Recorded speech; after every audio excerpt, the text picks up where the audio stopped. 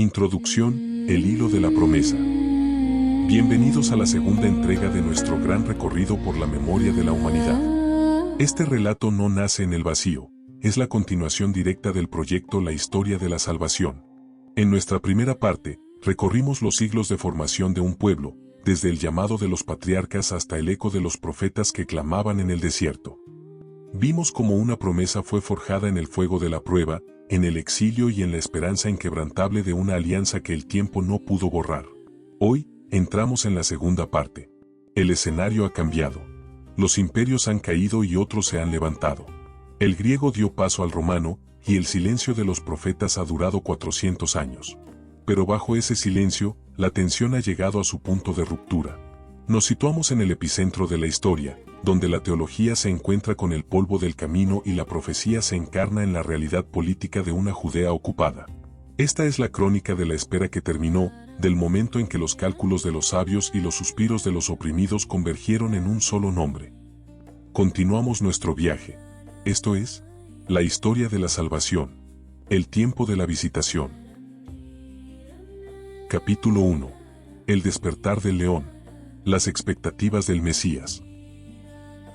El mundo del siglo I no era un lugar de paz, aunque Roma lo llamara la Pax Romana. Bajo la superficie de las calzadas de piedra y los acueductos perfectos, el corazón de Judea latía con una furia contenida y una esperanza eléctrica. No era solo una cuestión de fe, era una cuestión de tiempo. Imagine por un momento las calles de Jerusalén en el año 780 de la fundación de Roma. El aire huele a incienso del templo mezclado con el sudor de las legiones. En las esquinas, los escribas y los sabios no solo rezan, ellos calculan. Toman los rollos del profeta Daniel y cuentan. 70 semanas de años, dice la profecía. Los dedos recorren el pergamino desgastado y la conclusión es siempre la misma. El reloj de Dios está llegando a la hora cero. El tiempo de la visitación es ahora.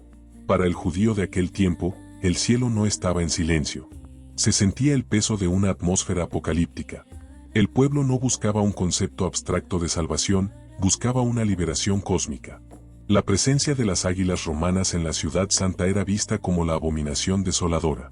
Cada impuesto pagado al César era una herida en el orgullo de un pueblo que se sabía propiedad exclusiva del Creador. En las cuevas de Qumrán, cerca del Mar Muerto, los hombres de blanco, los esenios, escudriñan las estrellas y los textos. Ellos esperan no a uno, sino a figuras que restauren el orden del universo. Esperan al rey davídico, aquel vástago de Isaí que las profecías llaman el Neser o renuevo. Un nombre que resuena con extraña fuerza en una aldea olvidada del norte llamada Nazaret. Este rey no vendría a hablar de poesía, vendría con un cetro de hierro a quebrar las rodillas de los opresores. Pero las expectativas se ramifican como las raíces de un olivo antiguo. Otros buscan al profeta, aquel que Moisés prometió antes de morir en el monte Nebo.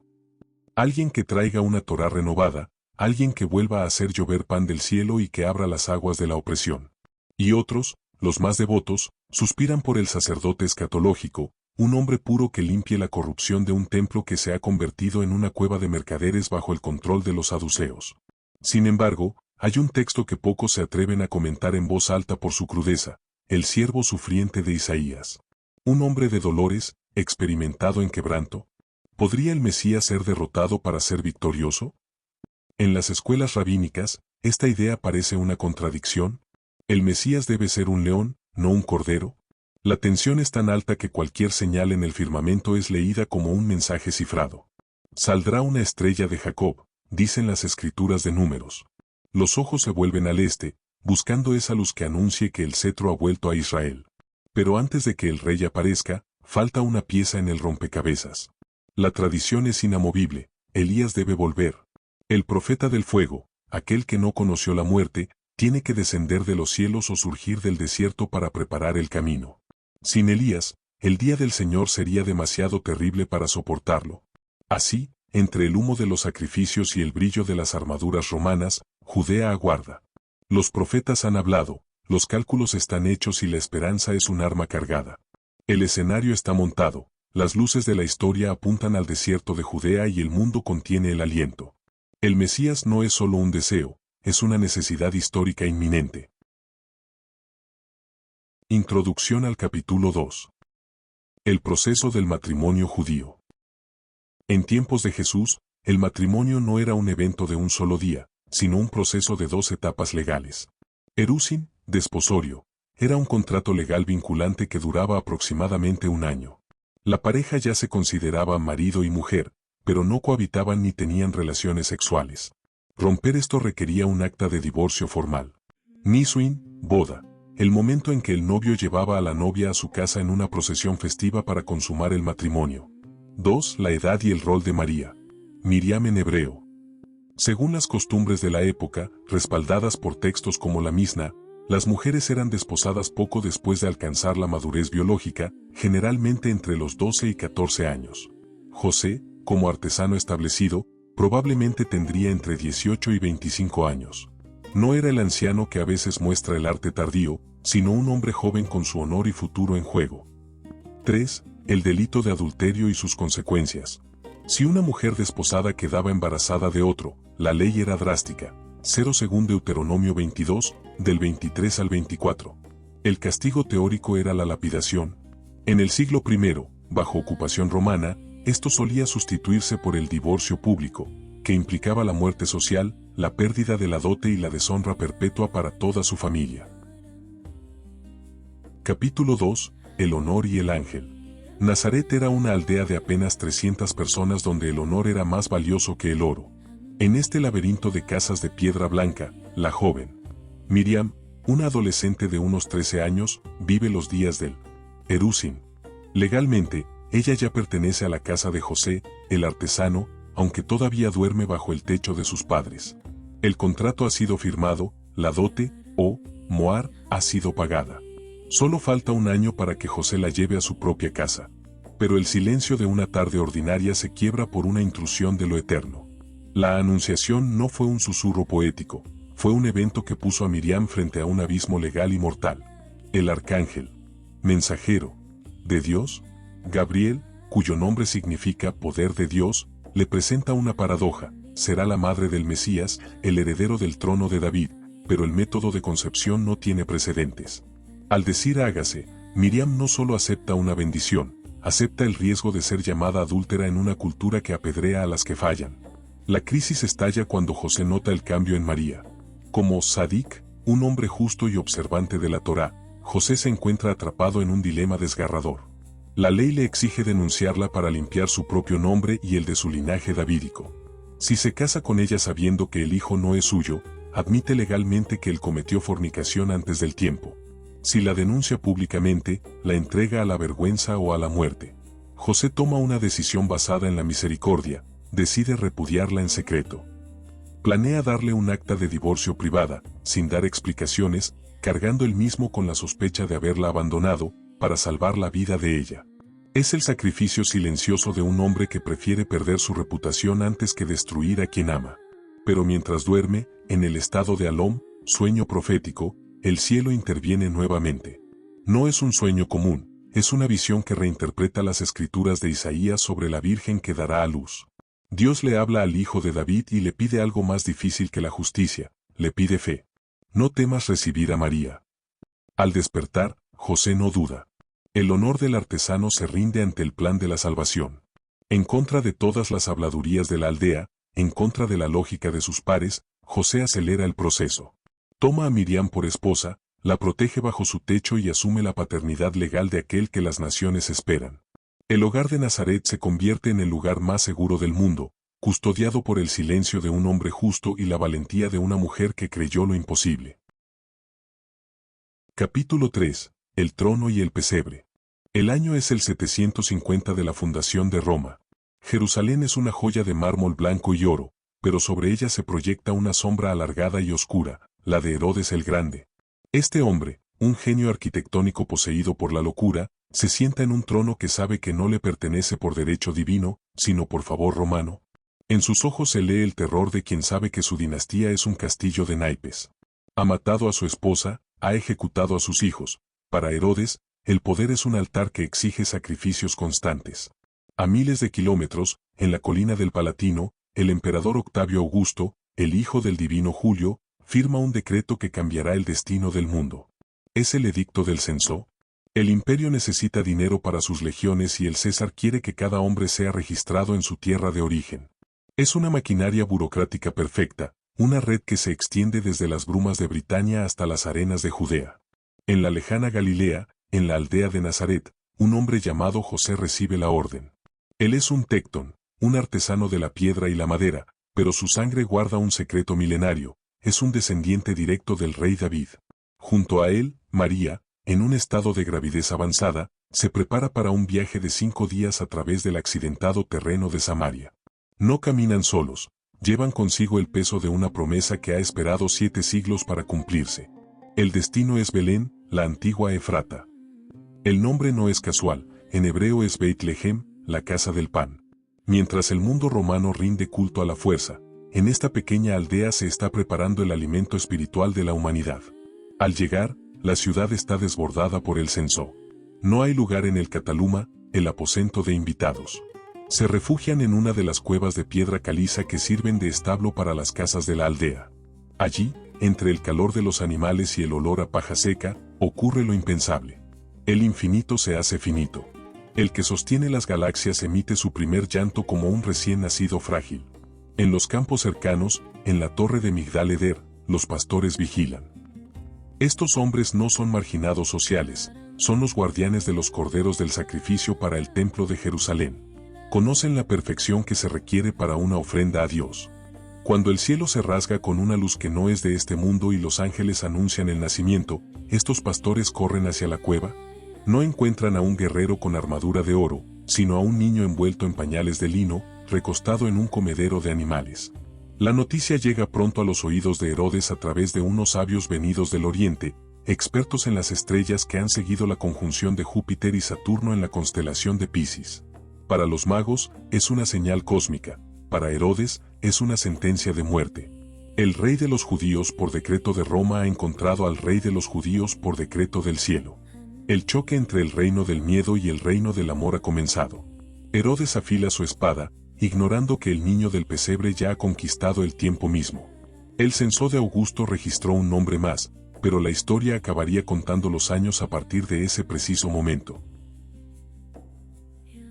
Capítulo 4. El destierro del rey. La estrella que había guiado a los sabios del oriente se detuvo sobre una casa en Belén, no sobre un palacio. Allí, los magos, hombres que dominaban los secretos de los astros y las cortes persas, se postraron ante un niño que apenas comenzaba a caminar. Los regalos que dejaron no eran simples ofrendas, el oro para un rey, el incienso para un dios, y la mirra, esa resina amarga usada para los entierros, como un oscuro presagio de lo que este niño tendría que sufrir por su pueblo. Pero mientras el incienso aún perfumaba la pequeña casa de Belén, en el palacio de Jerusalén, la paranoia de Herodes se convertía en acero. Sentirse burlado por los magos fue la chispa final. El rey, cuyas manos ya estaban manchadas con la sangre de sus propios hijos, dio una orden que haría temblar las colinas de Judá, la ejecución de todo varón menor de 2 años en la región de Belén. Aquella noche, el eco del llanto de Raquel. Esto significa, el sufrimiento de Israel, profetizado siglos atrás, volvió a escucharse en las calles polvorientas. Pero el cielo se adelantó a la espada. En el silencio de la madrugada, un ángel volvió a irrumpir en los sueños de José. Levántate, toma al niño y a su madre, y huye a Egipto. José, el hombre de acción silenciosa, no esperó al amanecer. Empacó las herramientas, las pocas provisiones y, bajo el manto de la oscuridad, emprendió la huida. El viaje a Egipto fue una marcha de supervivencia de más de 300 kilómetros. El Mesías de Israel se convirtió en un refugiado, experimentando desde su infancia el destino de su pueblo, el exilio. Cruzaron las arenas del Nilo, dejando atrás el terror de Herodes para esconderse en las sombras de las pirámides y las populosas barriadas judías de Egipto. Allí, Jesús pasó sus primeros años aprendiendo a hablar en una tierra extraña, mientras en Judea, el tirano Herodes moría de una enfermedad atroz, reclamando hasta su último aliento un trono que nunca le perteneció. Solo cuando el ángel anunció la muerte del perseguidor, la familia emprendió el regreso. Pero el miedo aún persistía. Arquelao, el hijo de Herodes, era tan cruel como su padre. Por eso, guiado una vez más por la divina prudencia, José desvió el camino. Evitó Judea y se dirigió al norte, a la verde y turbulenta Galilea. Se establecieron en Nazaret, una aldea tan pequeña que ni siquiera figuraba en los mapas de los historiadores romanos. Allí, entre los montes de Galilea, el niño que había escapado de la espada y sobrevivido al exilio se preparaba para crecer en la sombra. El mundo lo olvidaría por un tiempo, pero el vástago ya estaba echando raíces en la tierra de sus padres. La profecía se cumplía con precisión quirúrgica: de Egipto llamé a mi hijo, y será llamado Nazareno. Capítulo 5. El silencio del artesano. Tras el regreso de Egipto, la familia de Nazaret se sumergió en la rutina de la Galilea profunda. Durante casi 30 años, el Mesías desapareció del radar de la historia oficial, pero no de la realidad del esfuerzo humano. Estos son los años del polvo, el sudor y el aprendizaje. Imaginen al joven Yeshua en el taller de José. El aire huele a cedro recién cortado y a virutas de madera, pero también al polvo de la piedra caliza. Jesús no es un místico recluido, es un artesano cuyos dedos conocen las callosidades del trabajo duro. Sus hombros se ensanchan cargando vigas y sus ojos aprenden a medir la rectitud de una plomada. En este taller, el creador del universo aprende, paradójicamente, a fabricar puertas, yugos para bueyes y cimientos para casas. A pocos kilómetros, la ciudad de Séforis se levanta con sus teatros y columnas romanas. Es probable que el joven Jesús caminara esos senderos cada mañana, observando el contraste entre la opulencia de los colaboradores de Roma y la sencillez de los campesinos galileos. Allí, entre el mármol y el mercado, Jesús observa el corazón humano, la avaricia del recaudador, la devoción del pobre, la hipocresía del que viste sedas. Cada parábola que diría años después, la del constructor que no calculó los gastos, la de la perla de gran precio, nació en estas caminatas juveniles. Los sábados, en la sinagoga de Nazaret, el silencio se rompe con el canto de los salmos. Jesús se sienta entre los hombres, escuchando los rollos de los profetas. Su mente es una esponja divina que absorbe cada palabra de Isaías y Jeremías. Sus maestros se maravillan, hay algo en su forma de citar la escritura que no suena a repetición, sino a autoría. El momento cumbre de esta juventud ocurre a los 12 años, en el estruendo de Jerusalén durante la Pascua. Mientras sus padres regresan en la caravana, el niño se queda en los atrios del templo. No está perdido, está en casa. Allí, sentado entre los grandes eruditos de la nación, Yeshua de Nazaret mantiene su primer duelo intelectual.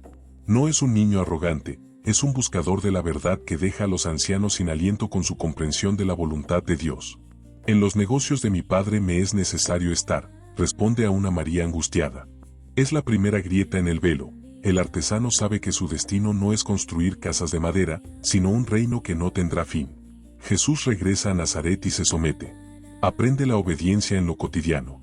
El mundo espera a un libertador con espada, pero Dios está preparando a un hombre que sabe lo que es el hambre, el cansancio y el peso de una herramienta.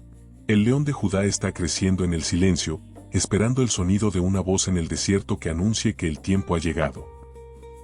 Capítulo 6. El grito en el desierto. El silencio de 30 años se rompió no en un palacio, sino en las áridas grietas del valle del Jordán. Allí, donde el sol quema la piedra y el aire pesa como el plomo, surgió una figura que parecía haber salido de las páginas más antiguas de la Biblia. Juan, el hijo de Zacarías. No era un loco solitario. Su vestimenta de pelo de camello y su dieta de langostas y miel silvestre lo identifican como un profeta que emulaba a Elías. Educado por los esenios, compartía la obsesión por la purificación ritual y la cercanía del juicio final. A diferencia de los baños rituales judíos, mikvaot, que se hacían repetidamente, el bautismo de Juan era un evento único y radical. Era un paso por el Jordán simbólico, como si el pueblo estuviera entrando de nuevo a la tierra prometida para comenzar de cero. Evocando la profecía de Isaías, Juan era una voz que sacudía los cimientos de Judea. Vestido con la aspereza de los antiguos profetas, no ofrecía consuelo, sino un ultimátum. Arrepentíos, porque el reino de los cielos se ha acercado. Juan era el Elías esperado. No bautizaba en las cómodas piletas de Jerusalén, sino en las aguas turbias del Jordán, exigiendo que incluso los sacerdotes y los soldados se sumergieran para limpiar sus pecados. El pueblo acudía en masa, movido por un hambre espiritual que los rituales vacíos del templo ya no saciaban. Pero Juan sabía que él era solo el heraldo. Yo os bautizo con agua, decía bajo el calor sofocante. Pero el que viene tras de mí es más poderoso que yo, él os bautizará en Espíritu Santo y fuego. Un mediodía, entre la multitud de pecadores y buscadores, apareció un hombre que venía de Nazaret. Yeshua se acercó a la orilla. No había nada en su apariencia física que lo distinguiera, tenía la piel curtida por el sol de Galilea y las manos marcadas por el trabajo. Pero cuando sus ojos se encontraron con los de Juan, el Bautista se estremeció. El profeta del desierto, que no temía a los reyes, se sintió indigno ante el artesano. «Yo necesito ser bautizado por ti», susurró. Jesús entró en el agua. Al sumergirse, no estaba confesando pecados, pues no los tenía, estaba cargando con el destino de su pueblo, hundiéndose en las aguas de la humanidad para elevarla consigo. Al salir del Jordán, el tiempo pareció detenerse. Los relatos antiguos nos dicen que el cielo se rasgó. No fue un fenómeno meteorológico, fue una ruptura en la realidad. El Espíritu de Dios descendió sobre él con la suavidad de una paloma, y una voz, que resonaba con la autoridad del trueno y la ternura de un padre, llenó el valle. «Este es mi Hijo amado, en quien tengo mi complacencia». En ese instante, la investigación de los sabios y la esperanza de los oprimidos encontraron su respuesta. El rey no vendría con legiones, vendría desde el agua, ungido por el Espíritu. El tiempo del anuncio había terminado. El tiempo del reino acababa de comenzar.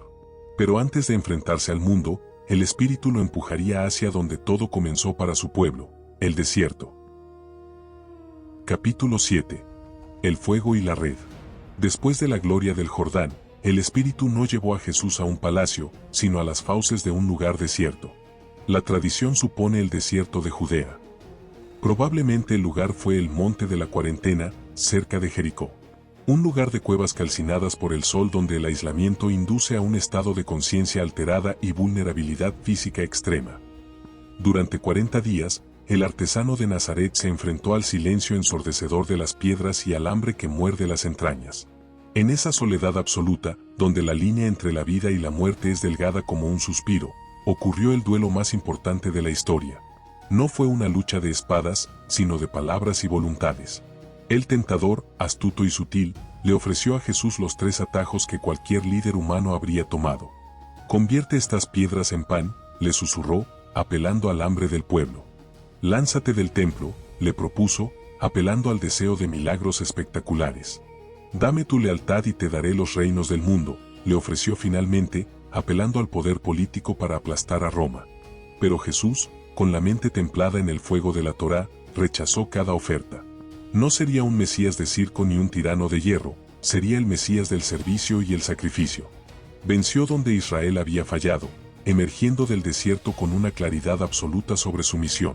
Bajó hacia las orillas del mar de Galilea, ese lago en forma de arpa que latía con la vida de los pueblos pesqueros. Allí, donde el olor a pescado y salitre impregna el aire, Jesús comenzó a construir su reino. No fue a Jerusalén a buscar sacerdotes, ni a Séforis a buscar filósofos. Se detuvo ante 2 barcas. «Seguime», dijo a Simón y Andrés mientras remendaban sus redes bajo el sol de la mañana. Hubo algo en su voz, una autoridad que no pedía permiso, sino que despertaba un destino dormido. Aquellos hombres, curtidos por las tormentas del lago, dejaron sus barcas y sus familias. Lo mismo hicieron Santiago y Juan, los hijos del trueno. No sabían a dónde iban, pero sabían que el hombre que los llamaba cargaba con el peso de los siglos. Jesús no estaba buscando empleados, estaba reclutando testigos. Aquellos pescadores, hombres de manos toscas y corazones leales, se convertirían en los cimientos de una nueva arquitectura humana. La red ya no atraparía peces, sino hombres. El grupo comenzó a caminar por las aldeas de Galilea, y con cada paso, el rumor crecía.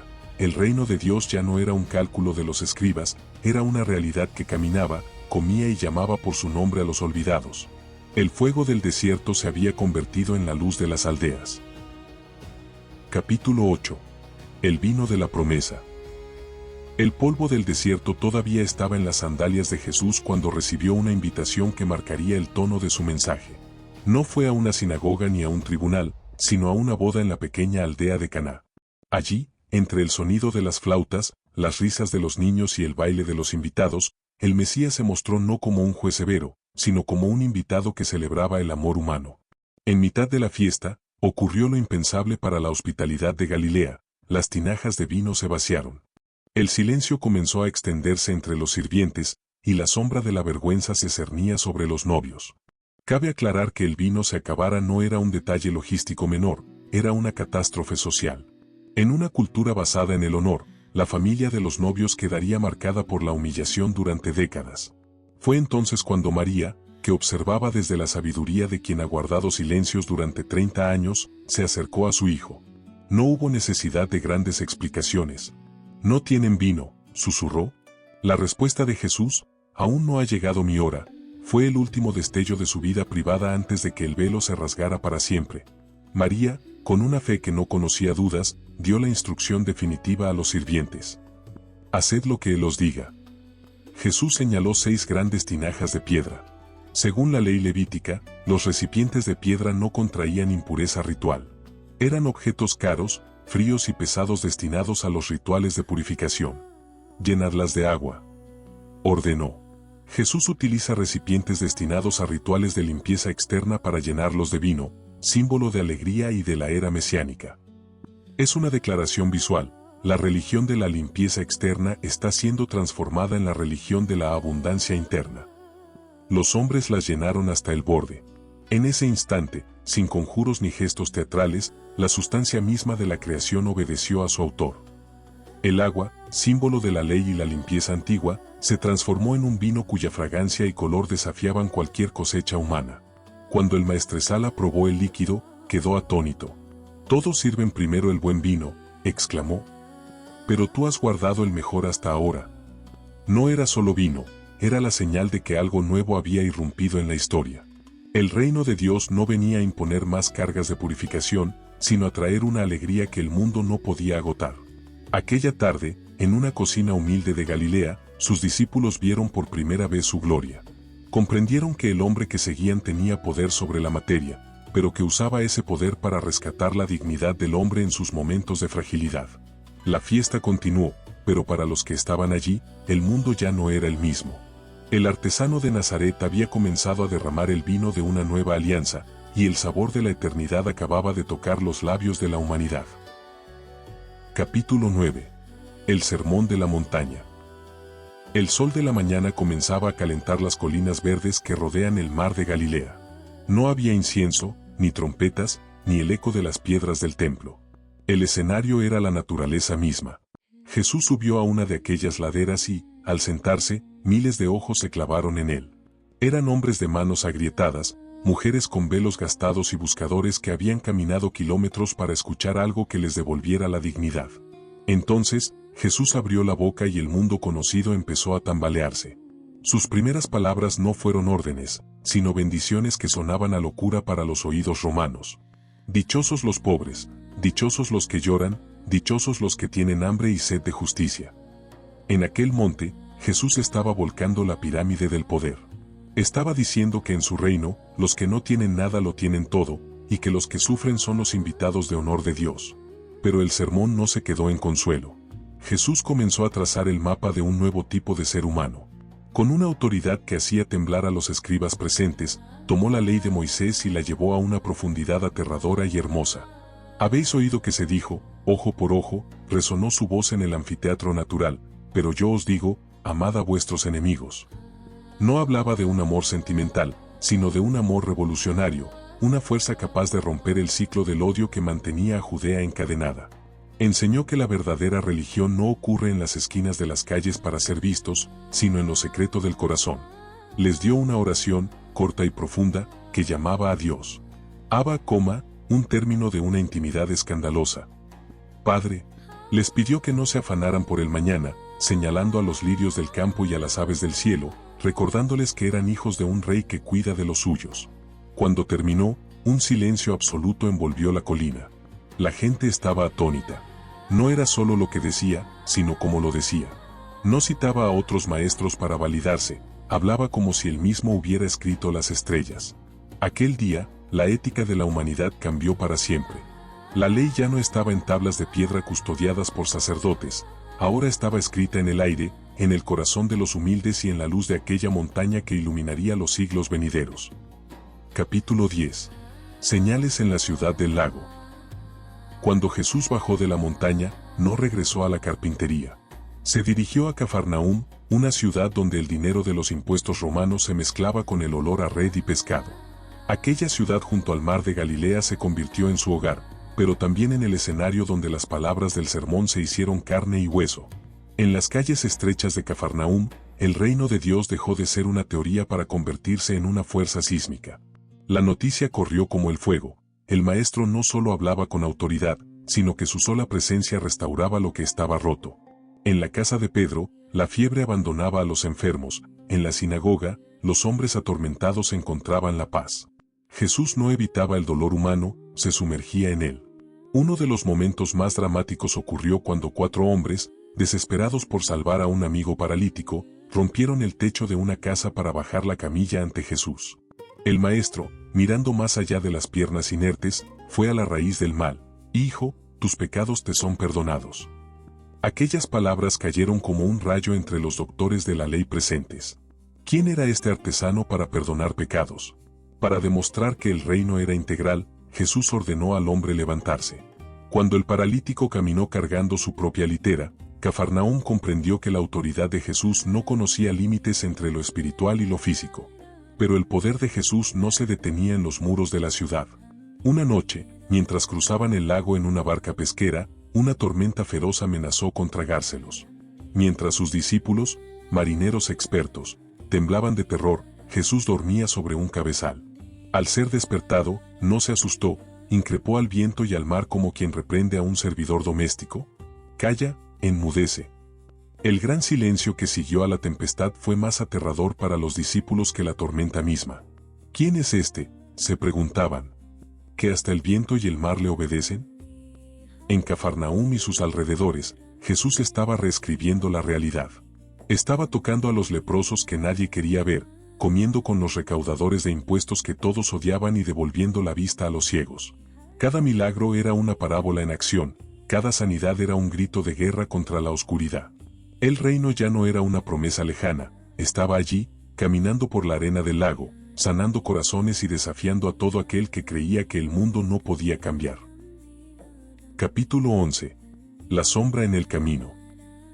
El aire en Galilea empezó a volverse pesado, cargado con la electricidad que precede a las tormentas.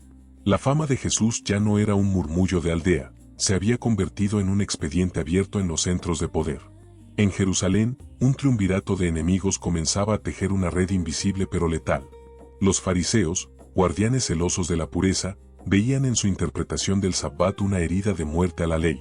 Los saduceos, la aristocracia que controlaba el templo y mantenía el equilibrio con Roma, temían que este agitador galileo provocara una intervención de las legiones que les arrebatara sus privilegios. Y en los palacios, los herodianos vigilaban, recordando lo fácil que fue cortar la cabeza de Juan el Bautista. Jesús, consciente de que el cerco se cerraba, tomó una decisión estratégica. Llevó a sus discípulos hacia el extremo norte, a Cesarea de Filipo.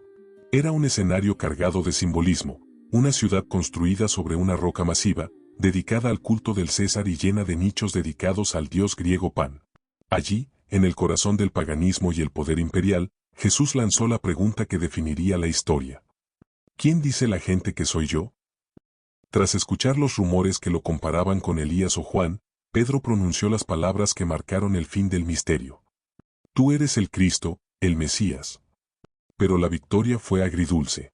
Al ser reconocido como el ungido, Jesús rompió la expectativa del Mesías guerrero que todos esperaban. Por primera vez, reveló la materia passionis. El Mesías no iba a Jerusalén a sentarse en un trono de oro, sino a ser rechazado por los ancianos y los sacerdotes, y finalmente, a morir. Para los discípulos, esta revelación fue un golpe demoledor. ¿Cómo podía el Hijo de Dios ser derrotado? Para sostener su fe en lo que vendría, Jesús los llevó a lo alto del monte Hermón, cuyas cumbres nevadas dominaban el horizonte. Allí, ocurrió la transfiguración. En un evento que desafía la física, la esencia divina de Jesús se filtró a través de su carne, volviendo sus ropas blancas con una luz que ninguna lavandera en la tierra podría lograr. A su lado aparecieron 2 figuras que representaban todo el peso de la tradición judía: Moisés, el dador de la ley, y Elías, el padre de los profetas. No estaban allí para juzgarlo, sino para darle el aval del pasado. El Antiguo Testamento se rendía ante el Nuevo. Desde una nube que recordaba la presencia de Dios en el tabernáculo, se escuchó una vez más la voz del Padre, confirmando su filiación. Al bajar de la montaña, el rostro de Jesús ya no era el del maestro sereno de las parábolas. Las crónicas dicen que afirmó su rostro para ir a Jerusalén. Cada paso hacia el sur era una declaración de guerra contra el sistema de corrupción del templo y una aceptación de su destino como el siervo sufriente que la investigación profética ya había anunciado siglos atrás. El tiempo de las señales en Galilea había terminado, el tiempo del sacrificio final estaba a punto de comenzar. Capítulo 12. El Rey y el Templo. El descenso desde el Monte de los Olivos no fue una simple marcha, fue una coreografía mesiánica calculada. Jesús, el hombre que había caminado miles de kilómetros por toda Galilea, eligió montar un pollino, un asno joven que jamás había sido montado. Al hacerlo, no solo invocaba la humildad, sino que ejecutaba con precisión la profecía de Zacarías 9:9. La multitud, compuesta mayoritariamente por peregrinos galileos que habían visto sus milagros en Cafarnaúm, reconoció el código. El rey no venía sobre un caballo de guerra romano, símbolo de opresión, sino sobre un animal de paz. El grito de «Hosanna, sálvanos ahora», no era solo un cántico religioso, era un lema de resistencia. Los ramos de palma que agitaban eran los mismos símbolos que los macabeos habían usado un siglo antes para celebrar la liberación de Jerusalén. Para los centuriones romanos que observaban desde lo alto de la fortaleza Antonia, aquello olía a sedición.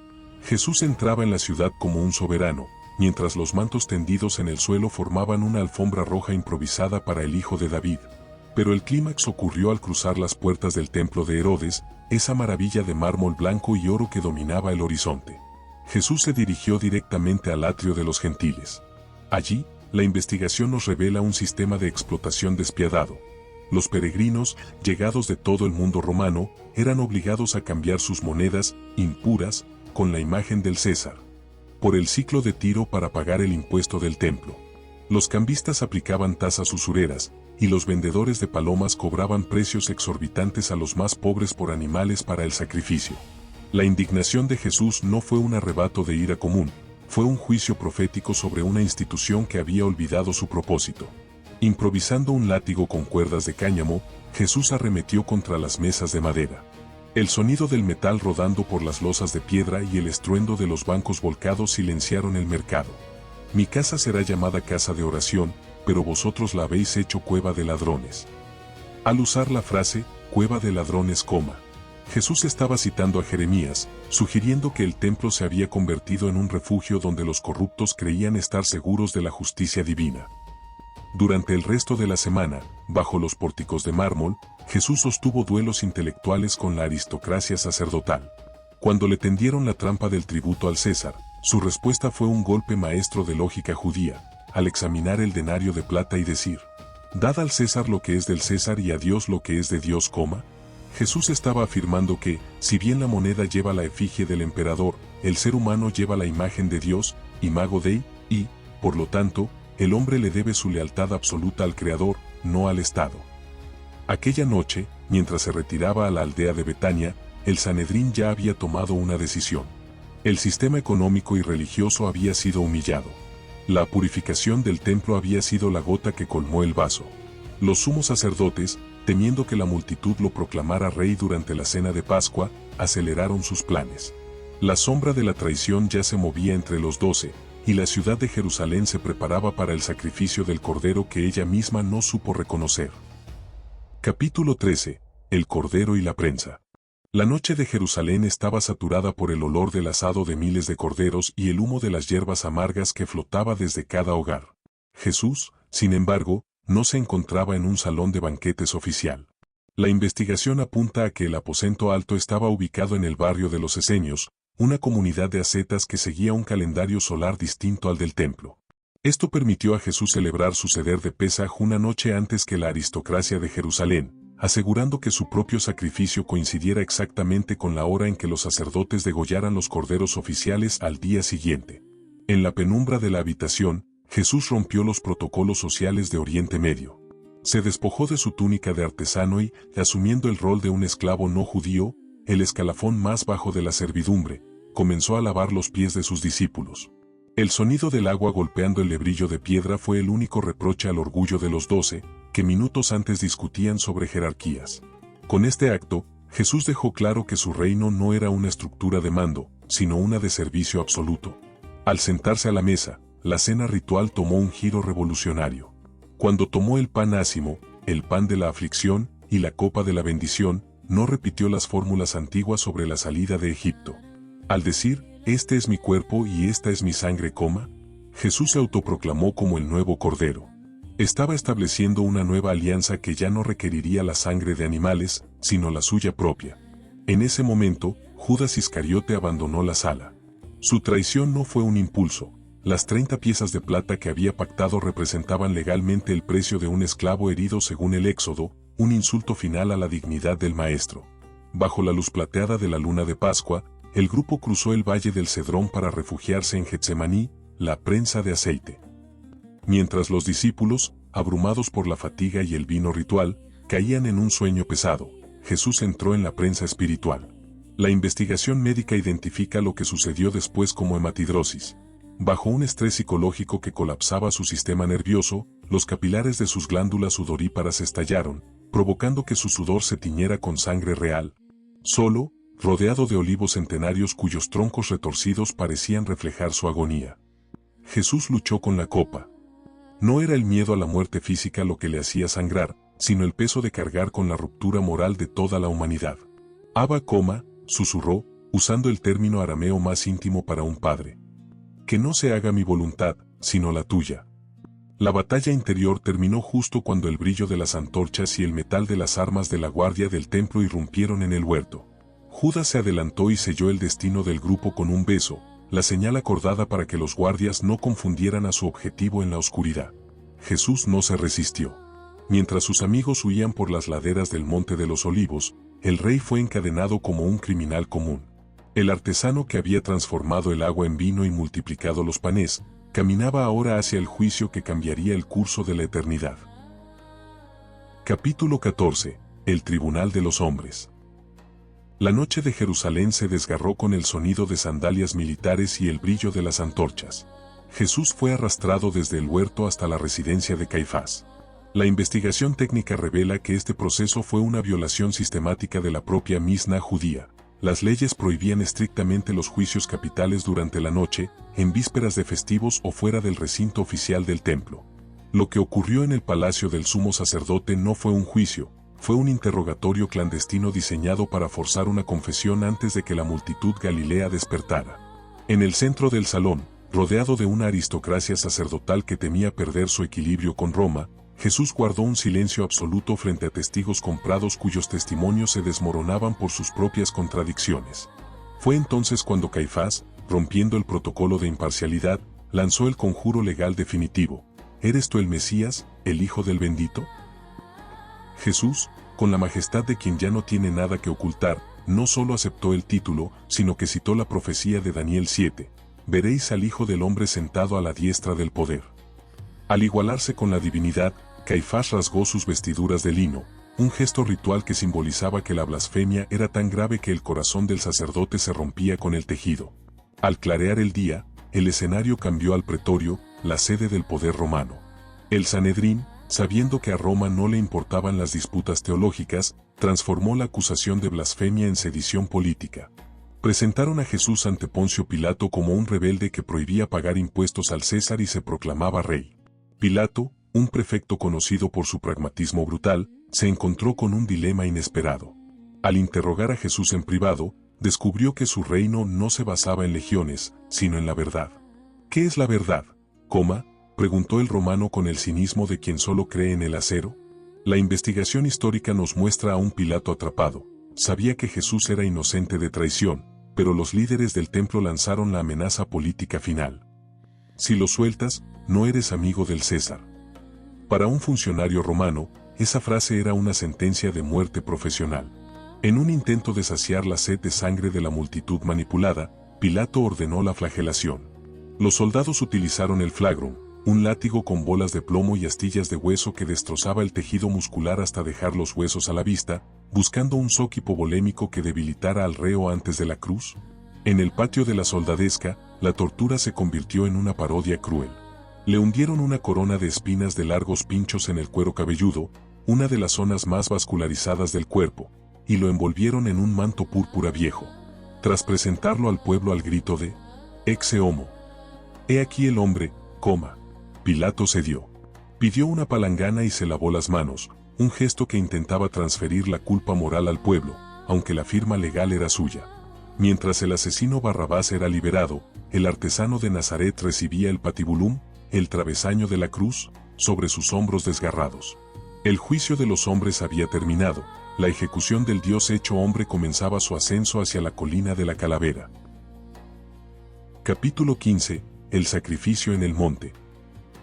El ascenso al Gólgota, lugar de la calavera, fue una agonía medida en cada paso.